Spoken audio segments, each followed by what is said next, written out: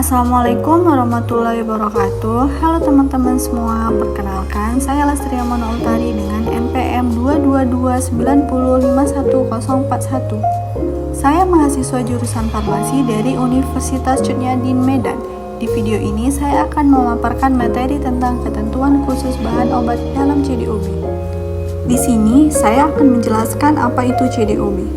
CDOB, cara distribusi obat yang baik, adalah standar dalam proses distribusi obat atau bahan obat untuk menjamin mutu sepanjang jalur distribusi melalui persyaratan.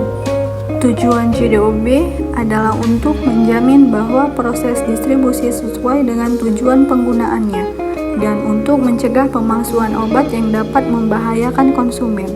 CDOB mengantisipasi pemalsuan obat dan atau bahan obat serta pencegahan peredaran obat palsu yang dapat berbahaya atau mematikan. Definisi bahan obat. Bahan obat adalah bahan yang baik berkhasiat maupun tidak berkhasiat yang digunakan dalam pengelolaan obat dengan standar dan mutu sebagai bahan baku farmasi termasuk baku pembanding. Penerapan CDOB untuk bahan obat. Yang pertama, prinsip-prinsip CDOB berlaku untuk aspek pengadaan, penyimpanan, penyaluran, termasuk pengembalian bahan obat dalam rental distribusi. Yang kedua, industri farmasi dalam melaksanakan kegiatan distribusi bahan obat wajib menerapkan pedoman teknis CDOB.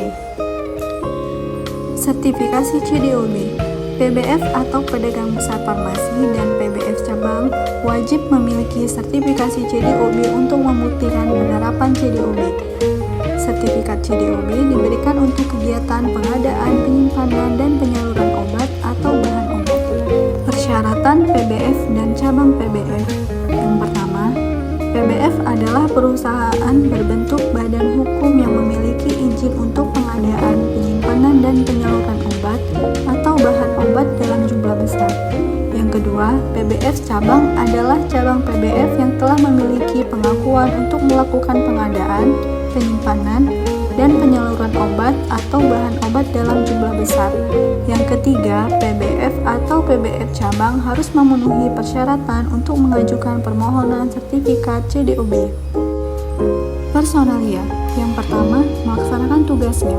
Pendelegasian tugas dilakukan secara tenaga teknik kefarmasian.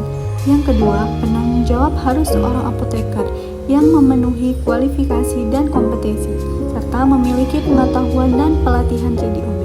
Yang ketiga, pelatihan harus mencakup aspek identifikasi obat dan bahan obat, deteksi dan pencegahan masuknya obat palsu ke dalam rantai distribusi. Bangunan dan peralatan. Yang pertama, area terpisah dan terkunci harus tersedia untuk bahan obat yang menunggu keputusan lebih lanjut, seperti bahan obat yang diduga palsu, dikembalikan, ditolak, atau kadaluarsa. Nah, yang kedua, penyimpanan khusus harus tersedia untuk bahan obat yang membutuhkan penanganan khusus. Yang ketiga, area penerimaan, penyimpanan, dan pengiriman harus terpisah dan terlindung dari kondisi cuaca. Pengadaan dan kualifikasi pemasok. Dalam proses pengadaan, kualifikasi pemasok harus dilakukan dengan memperhatikan aspek legal pemasok. Yang kedua, pemasok bahan obat dapat berasal dari fasilitas distribusi maupun industri farmasi yang memiliki izin khusus.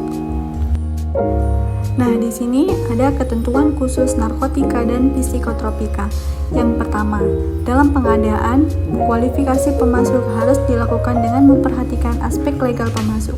Menurut CDOB, pemasok narkotika dapat berasal dari fasilitas distribusi maupun industri farmasi yang memiliki izin khusus untuk memproduksi narkotika yang diterbitkan oleh Menteri Kesehatan. Yang kedua, pelanggan atau pembeli produk narkotika juga harus dikualifikasi. Pelanggan produk narkotika harus memiliki izin khusus penyalur narkotika atau penyerahan narkotika sesuai dengan ketentuan perundang-undangan. Nah, kesimpulan dari materi yang sudah saya sampaikan tentang CDOB, yang pertama itu ada penerapan CDOB pada bahan obat sangat penting untuk menjaga mutu dan integritas bahan obat selama proses distribusi. Yang kedua, dengan penerapan CDOB diharapkan bahan obat yang didistribusikan aman, efektif, dan berkualitas. Sekian dari materi-materi yang saya paparkan.